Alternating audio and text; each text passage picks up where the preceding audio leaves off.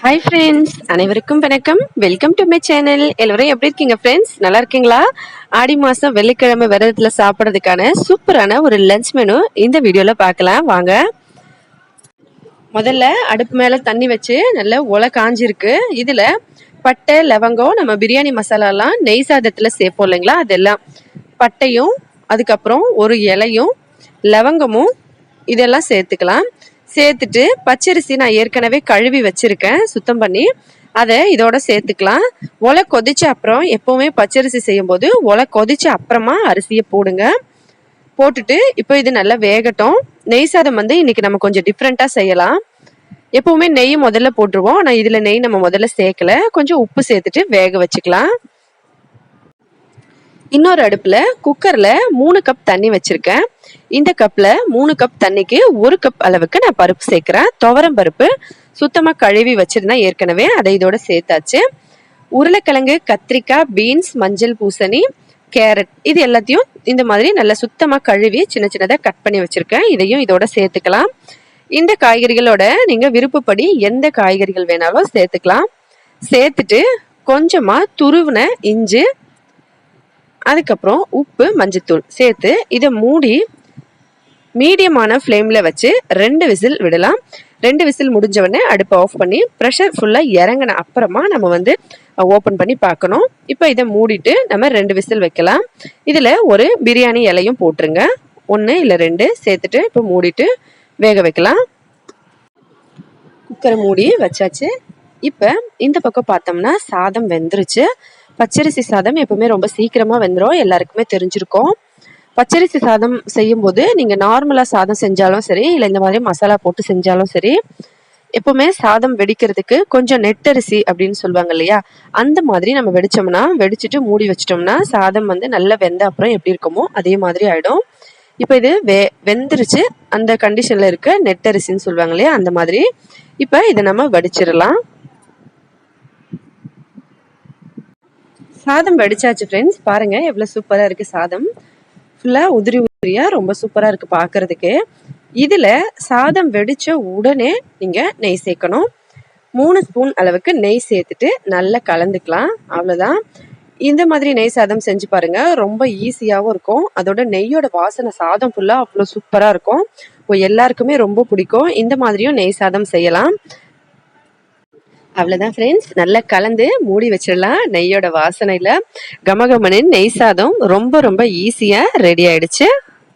2 whistle ஆன பிறகு pressure அடங்கின அப்புறமா நம்ம ஓபன் பண்ணிருக்கோம். பாருங்க இந்த மாதிரி எல்லாம் நல்லா வெந்திருக்கும். இதை நல்லா இந்த மாதிரி கலந்துக்கலாம் கரண்டியை வச்சு.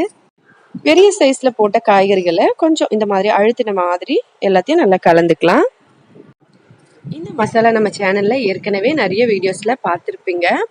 இது காஞ்ச மிளகாய் இப்போ ஒரு 10 எடுக்கிறோம் அப்படின்னா ஒரு 3 ஸ்பூன் அளவுக்கு சீரகம், இது ரெண்டுத்தையும் வெறும் கடாயில எண்ணெய் ஊத்தாம வறுத்துட்டு நல்ல வாசனை வர மாதிரி அதை மிக்சி ஜார்ல போட்டு அரைச்சு டைட்டா மூடி வச்சிடணும். எப்பெல்லாம் வேணுமோ நம்ம அதுல இருந்து எடுத்துக்கலாம். இதுல நான் ஒரு 2 ஸ்பூன் சேர்த்துருக்கேன். சேர்த்துட்டு நல்லா கலந்துடலாம். கொஞ்சம் வச்சிடலாம் மூடிட்டு, ஏன்னா நல்ல வாசனை வரும், அந்த வாசனை வெளியே போகாம இருக்கிறதுக்காக.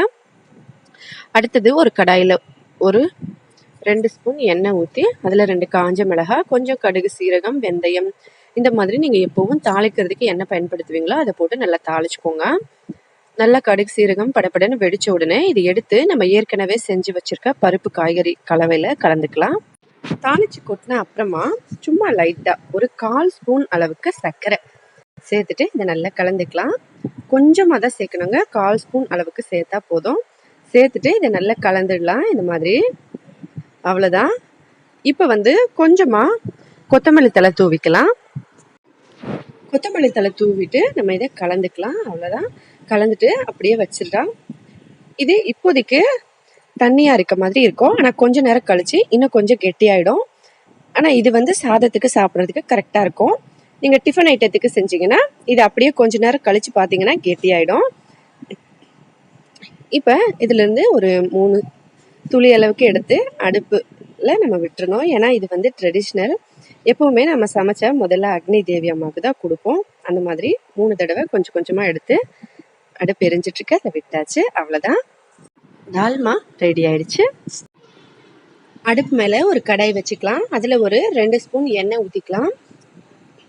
எண்ணெய் ஊற்றிட்டு எண்ணெய் நல்லா சூடான உடனே இதில் இந்த மாதிரி காலிஃப்ளவரையும் உருளைக்கிழங்கையும் நல்லா சுத்தமாக கழுவிட்டு சின்ன சின்னதாக கட் பண்ணி வச்சுருக்கோம். இதை சேர்த்துக்கலாம். சேர்த்துட்டு நல்லா இந்த மாதிரி கலந்து இதை நல்லா வறுக்க போகிறோம். 3/4 பாகம் இது இதுலேயே வெந்துடும். அந்த அளவுக்கு நம்ம இதை வறுக்க போகிறோம். நல்லா கலந்துட்டு மூடி போட்டுடலாம். மீடியம் ஃப்ளேமில் வச்சு இதை அப்படியே வறுக்க விடலாம். எல்லா பக்கமும் எண்ணெய் படுற மாதிரி நம்ம கலந்துட்டு தட்டு போட்டு மூடிடலாம். அதுக்குள்ள இங்க பாத்தீங்கன்னா ஒரு 3 தக்காளியை நல்லா சுத்தமா கழுவிட்டு இந்த மாதிரி கட் பண்ணி வச்சிருக்கேன். இதை நடுவில் அந்த காம்பு இருக்கும் இல்லைங்களா, அந்த காம்பு பகுதியை நம்ம கட் பண்ணிட்டு வெறும் தக்காளி மட்டும் ஒரு 3 தக்காளியை நல்லா அரைச்சி எடுத்துக்கலாம் பேஸ்ட் மாதிரி. காய்கறிகள் நல்ல எண்ணெயிலேயே வறுபட்டுருச்சு. இப்போ எல்லாத்தையும் எடுத்துடலாம். காலிஃப்ளவரும் உருளைக்கிழங்கும் எடுத்த பிறகு அதே கடாயில ஒரு 3 ஸ்பூன் எண்ணெய் ஊற்றி சூடு பண்ணிக்கலாம். அதுல கொஞ்சமா சீரகம் போட்டுக்கலாம். சீரகம் நல்லா வெடிச்ச பிறகு இதுல மிளகாத்தூள், கரம் மசாலா, மஞ்சத்தூள். மிளகாத்தூள் உங்க காரத்துக்கு ஏற்ற மாதிரி நீங்க சேர்த்துக்கலாம். 1 ஸ்பூன் கரம் மசாலா, 1 ஸ்பூன் மிளகாத்தூள், கொஞ்சம் மஞ்சத்தூள் சேர்க்குறேன். இது எல்லாத்தையும் சேர்த்து நல்லா இந்த மாதிரி கலந்துட்டு உடனே இதுல நம்ம அரைச்சி வச்சிருந்த தக்காளி பேஸ்ட்டை ஊற்றிக்கலாம். இந்த மசாலா வேகும் போது நீங்க ஸ்லோ ஃப்ளேம்ல வச்சுக்கோங்க. இப்போ மீடியம் ஃப்ளேம்ல வச்சு நம்ம இதை நல்லா கலந்து கொஞ்சம் நேரம் வேக வைக்கலாம். இந்த மசாலாவோட சேர்த்து பாருங்க, தக்காளி நல்லா வெந்துருச்சு. இந்த மாதிரி எண்ணெய் ஃபுல்லாக பிரிஞ்சு வருது, எல்லாம் கெட்டி ஆயிருச்சு. இப்போ இது ரெடியாக இருக்கு. தக்காளியோட பச்சை வாசனையும் மசாலாவோட பச்சை வாசனையும் போயிடுச்சு. எண்ணெய் நல்லா பிரிஞ்சு வருது பாருங்க. இந்த மாதிரி வந்த பிறகு நம்ம வறுத்து வச்ச காலிஃப்ளவர், உருளைக்கிழங்கு சேர்த்துக்கலாம். இந்த இடத்துல நீங்க பட்டாணி இல்லைன்னா பன்னீர் கூட வறுத்துட்டு சேர்த்துக்கலாம். பச்சை பட்டாணி வேணாலும் சேர்த்துக்கலாம். இந்த காய்கறிகள்ல உங்களுக்கு விருப்பப்படி நீங்க சேர்த்துட்டு இப்போ உப்பு கொஞ்சம் சேர்த்து நல்லா கலந்துக்கலாம். இந்த மாதிரி நல்லா கலந்து ஒரு 2 நிமிஷம் அப்படியே இருக்கட்டும். 2 நிமிஷம் கழிச்சு 1 கப் போல தண்ணி ஊற்றிக்கலாம். தண்ணி ஊற்றிட்டு இதை நல்லா கலந்துட்டு ஸ்லோவான மீடியம் ஃப்ளேமில் வச்சு இதை மூடி அப்படியே வேக வைக்கலாம். கொஞ்சம் கெட்டியாகட்டும். ஏன்னா இது நம்ம சைட் டிஷ் போல தான் யூஸ் பண்ண போகிறோம். அதனால் ஒருவேளை உங்களுக்கு குழம்பு மாதிரி வேணும்னா இன்னும் கொஞ்சம் தண்ணி ஊற்றிக்கலாம். நான் கொஞ்சம் கெட்டியாக செய்கிறேன். ஏன்னா நான் ஏற்கனவே டால்மா செஞ்சுருக்கேன். அதனால் இதை சைட் டிஷ் மாதிரி தான் செய்ய போகிறேன். இப்போ இதை நல்லா கலந்துட்டு மூடி போட்டு வேக வைக்கலாம். கொஞ்சம் நேரம் வேகட்டும். கொஞ்ச நேரத்தில் தண்ணி எல்லாம் சுண்டிடுச்சு, காய்கறிகளும் வெந்துருச்சு. கொத்தமல்லி தழை தூவிடலாம். நல்லா கலந்துக்கலாம். இதில் இன்னும் கொஞ்சம் தண்ணி இருக்குது. அந்த தண்ணி சுண்டுற வரைக்கும் நான் அப்படியே வைக்கிறேன். உங்களுக்கு இன்னும் கெட்டியாக வேணாலும் ட்ரை மாதிரி கூட பண்ணிக்கலாம். பாருங்க, இப்போ நல்லா கெட்டியாயிடுச்சு. எண்ணெயெல்லாம் நல்லா பிரிஞ்சு வந்துருச்சு. தண்ணி சுத்தமாக இல்லை. இப்போ அடுப்பை ஆஃப் பண்ணிவிட்டு இதை இறக்கிடலாம். இது ரெடி ஆயிடுச்சு. இன்னொரு அடுப்பில் ஒரு 2 ஸ்பூன் எண்ணெய் ஊற்றி நல்லா சூடு பண்ணியிருக்கேன் கடாயில். இதில் கடுகு, சீரகம், வெந்தயம் சேர்த்துட்டு நல்லா கடுகு சீரகம் வெடிக்கட்டும். உங்கள் விருப்பப்படி நீங்கள் தாளிப்பு போட்டுக்கலாம். ஏற்கனவே சொன்ன மாதிரி வெங்காயம், பூண்டு இல்லாமல் தான் நம்ம எல்லா சமையலுமே சமைக்கணும் விரத நாட்களில். இதில் கொஞ்சமாக இஞ்சி, துருவின இஞ்சி சேர்த்துட்டு நல்லா கலந்துக்கலாம். இஞ்சியோட பச்சை வாசனை போன உடனே இதில் சின்ன சின்னதாக கட் பண்ண மாங்காய் சேர்த்துக்கலாம். கொட்டையோட சேர்த்துருக்கேன். ஏன்னா இந்த ரெசிபியில் கொட்டையும் தனியாக சாப்பிட ரொம்பவே சூப்பராக இருக்கும். உங்களுக்கு கொட்டை வேணும்னா நீங்கள் எடுத்துடலாம், ஆனால் நல்லாயிருக்கும். கொஞ்சமாக உப்பு சேர்த்துக்கலாம். கொஞ்சம் மஞ்சத்தூள் சேர்த்துட்டு இதை நல்லா கலந்து எண்ணெயிலேயே இந்த மாங்காவை நல்லா வேக வச்சிடலாம். கொஞ்சம் நேரம் இது வேகட்டும். மாங்காய் நல்லா எண்ணெயில் வெந்துருச்சு. இதில் 1 கப் தண்ணி ஊற்றிட்டு இதை நல்லா கலந்து கொதிக்க வைக்கலாம். நான் குழம்பையும் இந்த மாங்காவையும் ஒரே டைமில் தான் செஞ்சேன். ரெண்டுத்தையும் மாற்றி மாற்றி காட்டினா சரியாக புரியாது இல்லைங்களா, அதனால் தனித்தனியாக எடிட்டிங் பண்ணி அப்லோட் பண்ணுறோம். இதில் தண்ணி ஊற்றின உடனே இதில் ஒரு 1/2 கப் அளவுக்கு வெல்லம் சேர்த்துக்கலாம். வெல்லம் சேர்த்துட்டு இதை நல்லா கலந்துட்டு இப்போ இதை கொதிக்க வச்சிடலாம். நல்லா கொதிச்சு இந்த மாதிரி கெட்டியாக ஆன பிறகு பாருங்க, இந்த மாதிரி கன்சிஸ்டன்சியில் இருக்கணும். ஏன்னா அடுப்பு ஆஃப் பண்ணால் இது இன்னும் கொஞ்சம் கெட்டியாகும். அதனால் இந்த கன்சிஸ்டன்சியில் வச்சுட்டு நம்ம ஏற்கனவே ரெடி பண்ணி வச்சுருந்த மிளகா சீரக பவுடர் ஒரு 2 ஸ்பூன் இதில் சேர்த்துக்கலாம். சேர்த்துட்டு நல்லா கலந்து அடுப்பை ஆஃப் பண்ணி இறக்கிடலாம். இந்த மாங்காய் ஸ்வீட்டான ஊறுகாய் ரெடி ஆயிடுச்சு. இதுக்கு பேர் கட்டா அப்படின்னு சொல்லுவாங்க. இந்த மாதிரி கன்சிஸ்டன்சிலேயே நம்ம இதை ஆஃப் பண்ணிடலாம். பாருங்க, இதை சைட் டிஷ்ஷாக வச்சு சாப்பிடும் போது செம்ம சூப்பராக இருக்குங்க. புளிப்பு, இனிப்பு, காரம் 3 சுவையும் இந்த ஊறுகாயில் வந்துடும். ரொம்ப ரொம்ப டேஸ்டியானது. இதனால நிறைய விதத்துல செய்வாங்க, அதுல ஒரு விதம் இது. அடுத்தது அடுப்பு மேல ஒரு பாத்திரம் வச்சு அதுல 3 ஸ்பூன் நெய் விட்டுருக்கேன். நெய் கூட சேர்த்து திராட்சை, முந்திரி, பிரியாணி இலை, ஒரு பட்டை, இது எல்லாத்தையும் சேர்த்து வறுத்துக்கலாம்.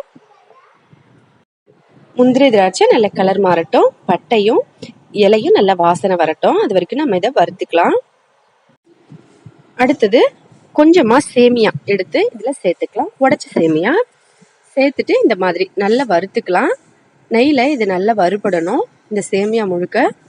உங்களுக்கு ரவை சேர்க்கணும்னு நினைச்சீங்கன்னா ரவை சேர்த்துக்கலாம், இல்லை வெறும் சேமியா கூட செய்யலாம், இல்லைன்னா அரிசி, உங்களுக்கு எந்த மாதிரி செய்யணும்னு தோணுதோ அந்த மாதிரி நீங்க செஞ்சுக்கலாம். சேமியா சேர்த்துட்டு அது கூட ஒரு 3 ஸ்பூன் சர்க்கரையும் சேர்த்து இதை நல்லா கலந்துக்கலாம்.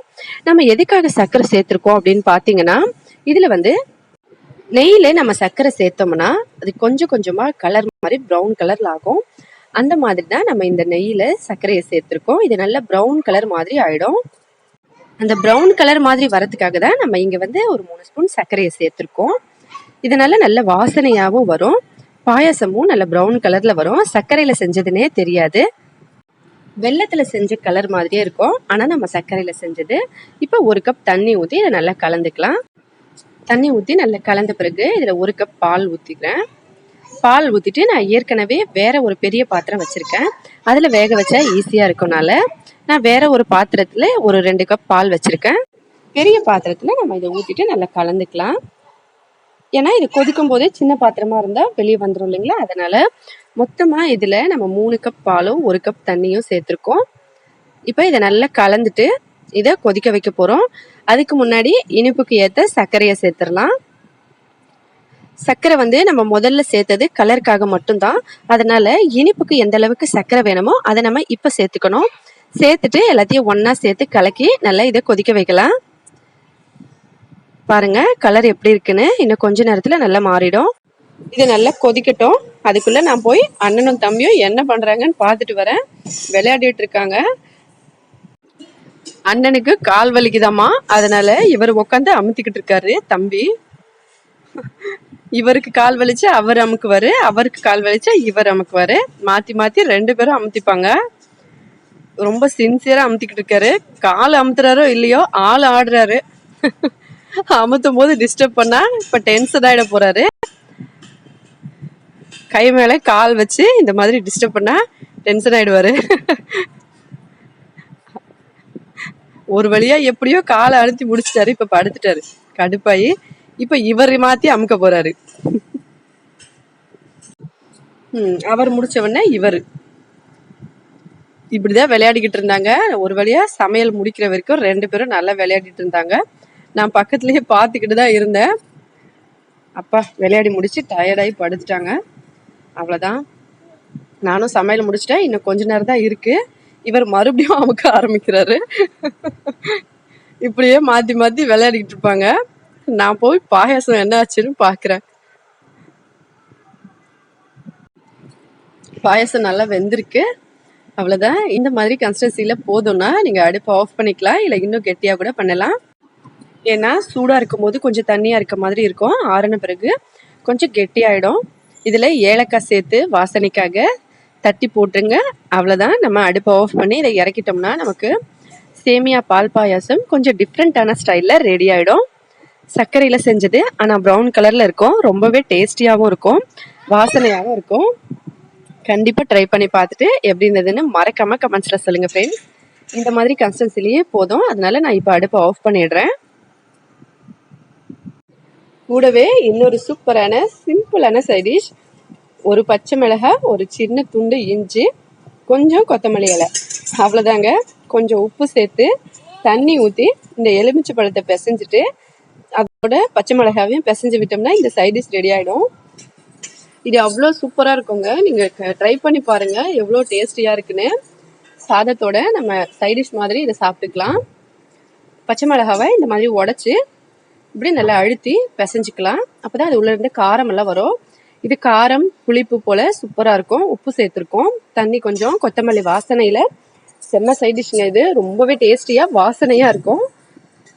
இதையும் ரெடி பண்ணியிருக்கேன். அவ்வளோதான், இது ரெடி ஆயிடுச்சு. வேற எதுவுமே பண்ண தேவையில்ல, அப்படியே சாப்பிடும் போது இதை தொட்டு சாப்பிட்டுக்கலாம். எல்லாமே ரெடி ஆயிடுச்சு ஃப்ரெண்ட்ஸ். நீங்கள் ஆடி மாதம் வெள்ளிக்கிழமையில விரதம் இருந்தீங்கன்னா இந்த மாதிரி சமைக்கலாம். இதில் வெங்காயம் பூண்டு சேர்க்காம நம்ம செஞ்சுருக்கோம். அம்மன் சாமிக்கு விரதம் இருக்கிறவங்க வெங்காயம் பூண்டு போடாமல் சாப்பிடுவாங்க. அதோட புழுங்கல் அரிசியும் சாப்பிட மாட்டாங்க, பச்சரிசியில தான் சாப்பிடுவாங்க. நீங்கள் வெள்ளிக்கிழமை அம்மனுக்கு விரதம் இருந்தாலோ, திங்கக்கிழமை சிவபெருமானுக்கு விரதம் இருந்தாலோ, இல்லை வியாழக்கிழமையில லக்ஷ்மி அம்மனுக்கோ இல்லை சாய்பாபா சாமிக்கோ விரதம் இருந்தாலோ நீங்கள் இந்த மாதிரி செய்யலாம். அவ்வளோதான் ஃப்ரெண்ட்ஸ். பாருங்கள், இந்த விரதம் எடுத்து சாப்பாடு ரொம்பவே டேஸ்டியாக இருக்கும். வெங்காயம் பூண்டு சேர்க்கலைனாலும் இது அவ்வளோ டேஸ்டி. மறக்காமல் ட்ரை பண்ணி பார்த்துட்டு எப்படி இருந்ததுன்னு சொல்லி கமெண்ட்ஸில் சொல்லுங்கள் ஃப்ரெண்ட்ஸ். ட்ரை பண்ணி பாருங்கள். ஆடி மாதம் கூழ் ஊற்றும் போது பச்சரிசி சாதம், அதுக்கப்புறம் முருங்கைக்கீரை பொரியல், மாவு, கருவாட்டு குழம்பு இந்த மாதிரியெல்லாம் அம்மன் கோயிலில் படைப்பாங்க, சாப்பிட்ருக்கோம். ஆனால் இந்த வருஷம் என்ன ஆக போகுதுன்னு தெரியல, ஏன்னா கொரோனா போயிட்டுருக்கு. வீட்டிலையே நீங்கள் சேஃபாக சமைச்சு வீட்டிலையே சாமி கும்பிட்டுக்கோங்க. பத்திரமா இருங்க எல்லாரும். கொரோனா டைம்ன்றதுனால வீட்டிலையே ஹெல்தியான ஃபுட்டாக சமைச்சு சாப்பிடுங்க. இந்த டிஷ்ஷை ட்ரை பண்ணி பார்த்துட்டு மறக்காமல் கமெண்ட்ஸில் எப்படி இருந்ததுன்னு சொல்லி சொல்லுங்கள் ஃப்ரெண்ட்ஸ். எந்த டிஷ் உங்களுக்கு பிடிக்கணும் கமெண்ட்ஸில் சொல்லுங்கள். இந்த வீடியோ பிடிச்சிருந்தா லைக் பண்ணுங்கள், ஷேர் பண்ணுங்கள். மறக்காமல் நம்ம சேனலை சப்ஸ்கிரைப் பண்ணிக்கோங்க. மேலும் இதே போல் இன்னும் பல புதுவிதமான வீடியோஸ் எல்லாம் பார்க்குறதுக்காக ஹெல்தியான ஃபுட்டாக வீட்டிலேயே சமைச்சு சாப்பிட்டு ஹெல்த்தியாகவும் சந்தோஷமாக இருங்க. நன்றி, வணக்கம்.